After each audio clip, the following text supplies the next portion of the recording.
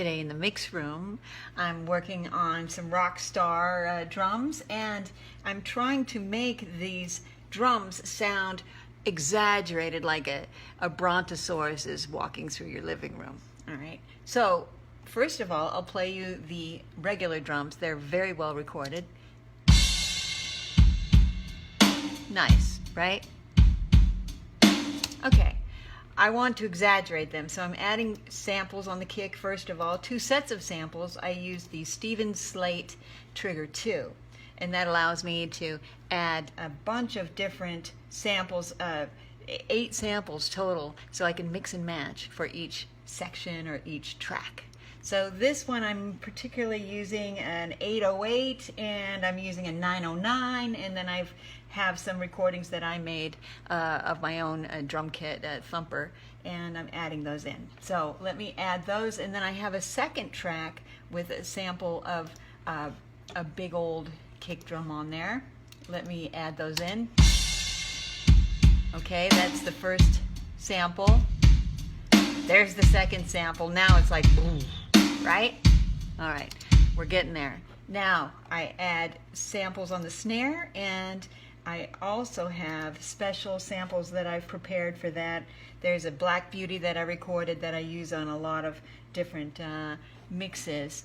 And I also want to add a smash, and what that is I'll take the recorded snare and I'll gate it really tight so I get this slap, you know.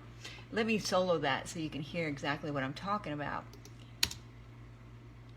All right, there it is. You can barely hear it, but you can feel that. All right, so I'm adding some attack. Now let me add the sample into the blend, and you'll see how I've improved it. The sample and what I call the smash. Okay. All right, it's a little fuller, right? Okay, we're getting there. Next, I'm going to take the overheads and I'm going to actually duplicate them and put them into an EQ, and this, which is the Sound Toys Little Altar Boy. I like to use this a lot. And I'm pitching the overheads down. This is a harmonic trick that's been done for years. Anyway, I'm doing that to these overheads, and I'll solo them so you can hear exactly what it does. They're really big and deep, right? I'm adding that to my picture. There, now our drums are starting to sound big and cartoonishly large. Next, and this is the big one, I'll take my kicks, samples, and snare, and samples, and I'm going to put them all into what I call the drum spank. And that is a compressor in the box here.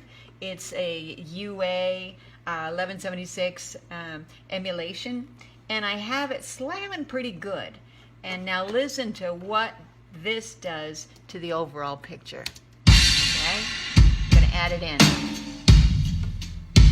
Do you hear that? Now we got some dinosaur drums.